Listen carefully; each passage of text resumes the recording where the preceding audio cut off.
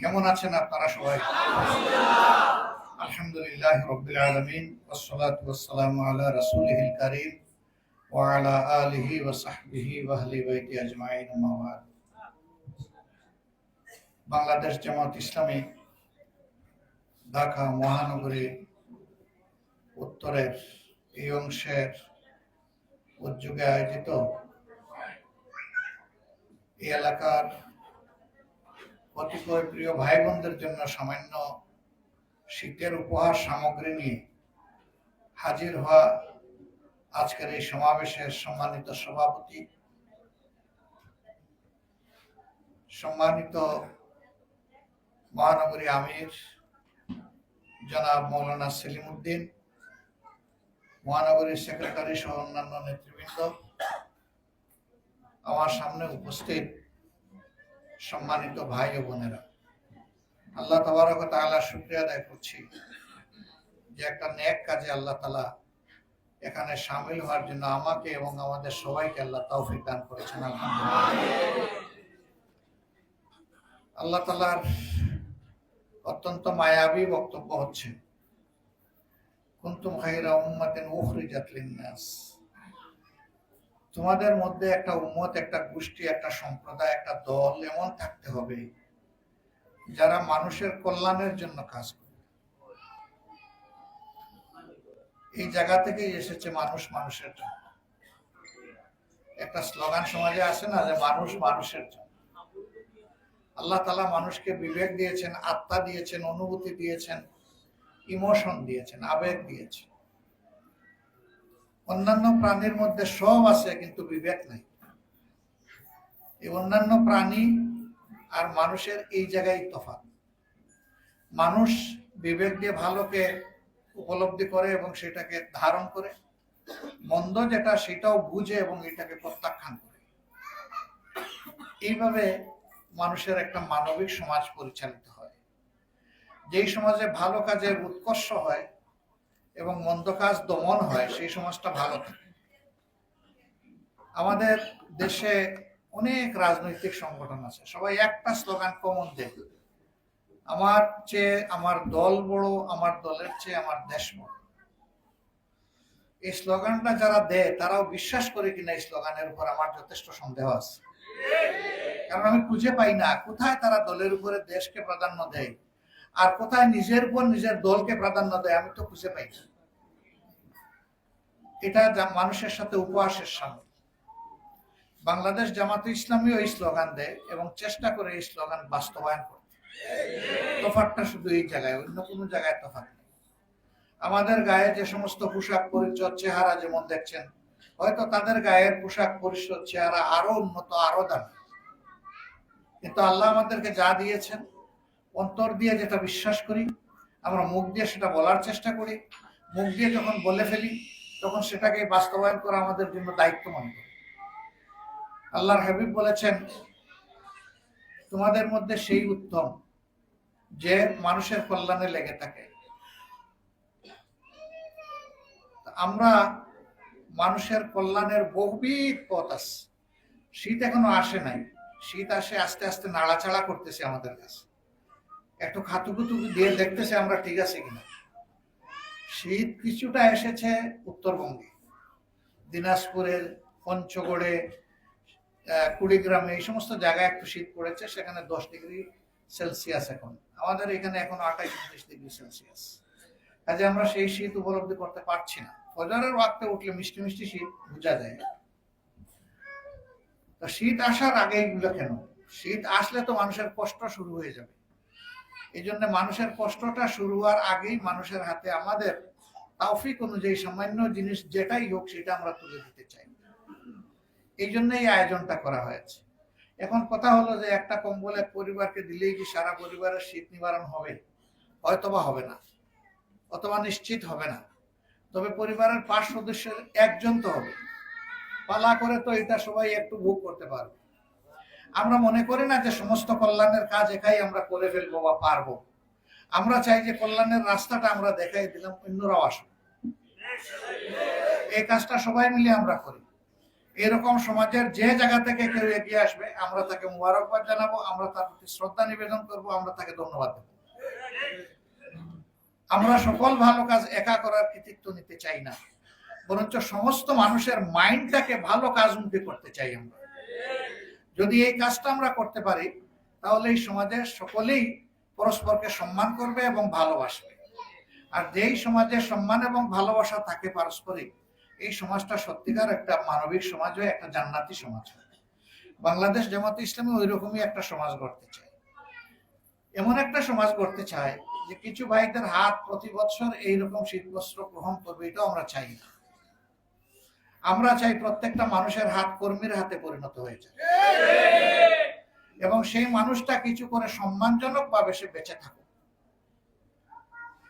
উদাহরণস্বরূপ কেউ যদি একটা অটোরিকশা চালায় তাহলে ওই অটোরিকশার মাধ্যমে তার যেন জীবনটা চলে। আমাদের কল্যাণমূলক কিছু কাজ আছে, আশা করি এগুলো আজকে কিছু বলা হয়েছে কিনা আমি জানি না, না বললেও আপনারা জানেন এগুলো। মেডিকেল সার্ভিস আছে, যারা সহজে চিকিৎসা সহায়তা পান না তাদের দুয়ারে চিকিৎসা সহায়তা পৌঁছে দেওয়ার ব্যবস্থা আছে। কেউ মারা গেছেন, তার লাশটা একটু দূরে পৌঁছাতে হবে, সমাজে অ্যাম্বুলেন্স ভাড়া দেওয়ার তার সামর্থ্য নাই। আমরা এই ক্ষেত্রে কিছু উদ্যোগ নিয়েছি, তাদের সামর্থ্য অনুযায়ী তারা যাতে পারেন। একেবারে সামর্থ্য যার নাই তাদের জন্য আমরা আছি, তার লাশটাও যেন যায়। সামর্থ্য যার নাই তার লাশ কি পড়ে থাকবে এখানে? তার আপনজনের কাছে যাবে। তো যার কেউ নেই তার আল্লাহ আছেন, আর আল্লাহর পক্ষ থেকে আমরা আছি আলহামদুলিল্লাহ।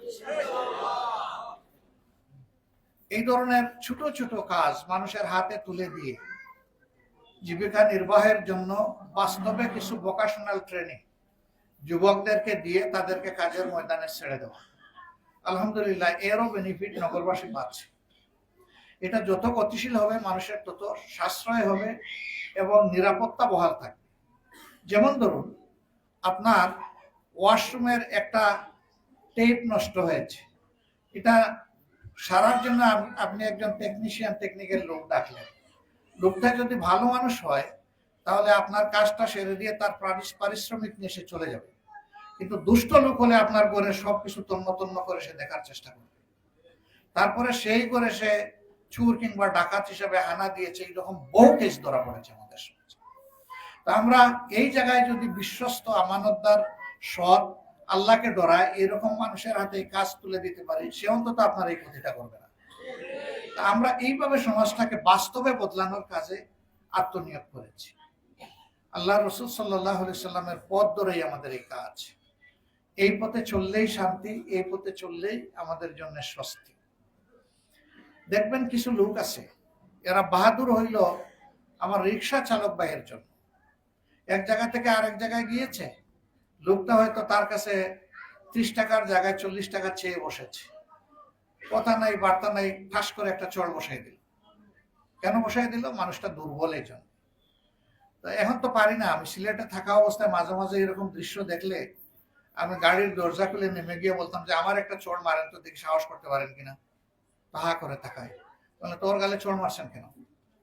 বলে যে ও তো 30 টাকার ভাড়া 40 টাকা চেয়েছে। আমি বলি ও কি ছুরি ধরছিল না আপনার কাছে বন্দুক ধরছিল যে দিতে হবে? না, তা অবশ্য চায় নাই।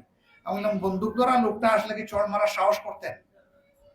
যদি বলতো সব দে, তখন তো বাবা ডেকে তার হাতে তুলে দিতেন। সে তো চুরি করে নাই, ডাকাতি করে নাই। আপনি বসে আছেন আরামে সিটের মধ্যে, আর তার সমস্ত শক্তি উজাড় করে আপনাকে সে টানতেছে, এরপরে আপনি তার গালে চড় বসিয়ে দিলেন। আমাদের সমাজে দুর্বলকে শাসাইতে সবাই আরাম পায়। আমরা এই অপসংস্কৃতি পরিবর্তন করতে চাই। আমরা মানুষের শ্রমের মর্যাদা দিতে চাই, যে শ্রমিক কাজ করবে সে যেন তার সম্মানও পায়, তার পারিশ্রমিকও পায়। শুধু পারিশ্রমিক দিলে হবে না, তাকে সম্মানও করতে হবে। যে কাজ আমি পারি না সেই কঠিন কাজটা সে আমাকে করে দিয়েছে, অবশ্যই তাকে আমার শ্রদ্ধা করা উচিত।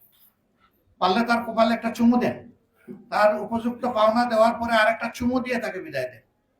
তখন সে বুঝবে সেও সমাজের একজন সম্মানিত মানুষ। এরকম মানুষের মধ্যে যখন অনুভূতি আসবে, সেই মানুষ তার সমস্ত যোগ্যতা উজাড় করে এই সমাজকে সেবা দিবে। আর যখন দেখবে পদে পদে তাকে অপমান করা হয়, তখন সেও কিন্তু তার প্রতিশোধ নেওয়ার চেষ্টা করবে। যখন এই প্রতিশোধ নেওয়ার চেষ্টা করবে সমাজে, তখন আর শান্তি থাকবে না। আমরা এরকমই একটা সমাজ গড়তে চাই। এরকম একটা সমাজ চাই আমাদের দেশে গরিবের ঘরে সন্তান জন্ম নেওয়ার পরে, জন্মের পরে তার অসুখ হয়েছে, সেই অসুখ সারানোর জন্য একটু ঔষধ তার বাবা কিনে দিবে এই সামর্থ্য তার নাই। রাষ্ট্রকে এই দায়িত্ব নিতে হবে। যার সামর্থ্য আছে সে তো আসবে না রাষ্ট্রের কাছে, আসলেও তারও দিতে হবে। কিন্তু যার নাই তার পুরো দায়িত্ব রাষ্ট্রকে, সরকারকে নিতে হবে। এবং এটা অসম্ভব কোনো ব্যাপার নয়। আজকে একটা শিশু যদি তার শৈশবকাল থেকে সুস্থ হয়ে সবল হয়ে বেড়ে উঠে সুশিক্ষা পায়, এই সন্তানই তো আগামী দিনে বাংলাদেশের চেহারা পরিবর্তন করে দিতে পারে। আমি প্র্যাকটিক্যালি জানি। আমি একজন ছোট্ট চিকিৎসক। আমাদের ওইদিকে চা বাগান সিলেটে বেশি, আপনারা জানেন। সিলেটের একজন চা বাগানের শ্রমিক, যাদেরকে কুলি বলা হয়, সেই শ্রমিকের একজন সন্তান, তিনি আমাদের একটু সিনিয়র একই মেডিকেল কলেজে আমরা লেখাপড়া করেছি। বাংলাদেশে এখন এই হ্যান্ড সার্জারি, তার উপরে আর কোনো বড় সার্জন নাই। তাহলে ওই ঘরেও তো মানিক লুকাইয়া আছে। সেই মানিকের মেধার বিকাশ হলে এই লোকের এখন সার্ভিস কে পাচ্ছে? আমার মতো লোকেরা পাচ্ছে, আমার চাইতে আরো যারা বেটার পজিশনে আছে তারা পাচ্ছে, গরিব দুঃখী মানুষও পাচ্ছে। তো তার যে মেধা নষ্ট হয়ে যায় শিক্ষার অভাবে, এ দায় সরকারের। এই জন্য আমরা চাই প্রত্যেকটা শিশু জন্ম নেওয়ার পরে তার মেধা বিকাশের জন্য উপযুক্ত শিক্ষা তাকে দিতে হবে। এইভাবে একটা শিক্ষিত দক্ষ জাতি যখন গড়ে উঠবে, এই জাতি দুনিয়াকেও পরিচালনা করবে ইনশাআল্লাহ। আর এই জাতির মাথার উপর মাতব্বরি করার সাহস কারো হবে না। এখন সবাই মাতব্বরি করে কেন? ওই যে বলে না, গরিবের বউ সকলের ভাবি। ছেলেও বাড়ির পাশ দিয়ে যাইতে বলে ভাবি কেমন আছেন, বাবাও বলে ভাবি কেমন আছেন। কারণ ওই ভদ্র মহিলা নিরীহ মানুষ, প্রতিবাদ করার শক্তি তার নেই। কিন্তু যদি কোনো সম্ভ্রান্ত প্রতিষ্ঠিত পরিবারের কোনো বধূকে, মেয়েকে, বোনকে, মাকে এইরকম অপমান করা হয়, সাথে সাথে আগুন জ্বলে উঠবে, উঠবে না? আমরা এই বৈষম্য চাই না। আমরা বৈষম্য চাই আমাদের মায়ের জাতিরাও সর্বোচ্চ মর্যাদায় সমাজে থাকবে। দুনিয়ায় দুইজন মাত্র মানুষ মার পেট ছাড়া জন্ম নিয়েছেন, একজন হযরতে আদম আলাইহিস সালাম, আর একজন হযরতে হাওয়া আলাইহিস সালাম। আর বাকি সকলেই দুনিয়ায় এসেছেন মায়ের পেট হয়ে। সুতরাং মাকে মায়ের মর্যাদা দিতেই হবে। তিনি গরিব না তিনি ধনী এটা বড় কথা নয়, তিনি মায়ের জাতের সদস্য। এই মর্যাদা মাদেরকে দিতে হবে আমাদের। আমরা সেই মর্যাদা দিতে পারি না বলে আমরা সন্তানেরা আমরা সম্মান ভোগ করতে পারি না। সম্মানিত ভাইয়েরা, আজান হচ্ছে, আমি আর কথা বাড়াবো না। আল্লাহ তাআলার দরবারে দোয়া করি, যে সমস্ত ভাই বোনদের হাতে আজকে উপহার তুলে দেওয়া হবে, এটা কোনো দয়া নয়, অনুগ্রহ নয়। আপনাদের এই ভাইদের কাছে এটা আপনাদের পাওনা, আপনাদের হক। আল্লাহ আমাদেরকে যে সামর্থ্য দিয়েছেন, যে আল্লাহ পরীক্ষা করছেন যে আমরা আমাদের ভাই বোনদেরকে অন্তরের অনুভূতি দিয়ে বুঝি কিনা, বুঝার চেষ্টা করি কিনা। জানি না কতটুকু আমরা পেরেছি। আমাদের জন্য দোয়া করবেন, আমরা যেন পুরাটা পারি। আমরা যেন পুরাটাই মানুষকে সম্মান জানাতে পারি, পুরাটাই যেন মানুষকে ভালোবাসতে পারি। মানুষ ধনী না গরিব, শিক্ষিত না অশিক্ষিত, আমাদের কাছে এটা বিষয় নয়। মানুষ আশরাফুল মাখলুকাত, এটাই আমাদের কাছে বিষয়। এমনকি এটাও আমাদের কাছে বিষয় নয় যে তিনি কোন ধর্মের মানুষ, বরঞ্চ আমাদের কাছে বিষয় যে তিনি একজন মানুষ। আল্লাহ তাআলা ধর্মের ভিত্তিতে কাউকে রিজেক্ট দিয়ে বাসায় দেন না। রিজেক্ট সবাইকে আল্লাহ তাআলা দেন, সেই রিজেক্টের অংশ আমরা ভোগ করি সবাই মিলে। যে আল্লাহ সবাইকে নাফরমানি যে করে তারেও দেন, আল্লাহর গুলামি যে করে তারেও দেন, তাহলে আমি কে যে আল্লাহর কথা মানে না তার রিজেক্ট বন্ধ করে দেওয়ার অথবা তাকে অপমান করার? আমার তো কোনো এখতিয়ার নাই। আল্লাহর সুন্নত ধরেই আমাদেরকে আগাতে হবে। আমরা এই ধরনের একটা সামগ্রিক ভালোবাসার সমাজ, মানবিক সমাজ গড়তে চাই। এই সমাজটাকে আপনারাও চান? শিওর?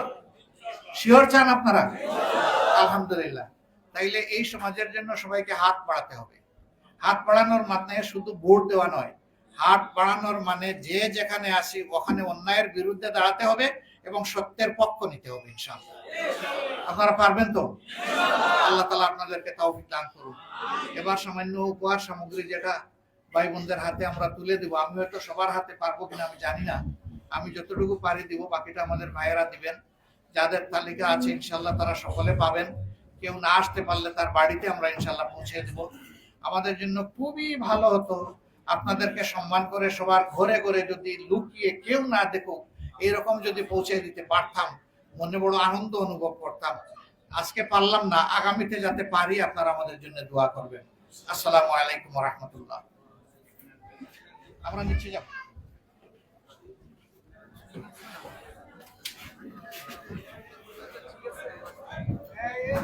সবাই সবাই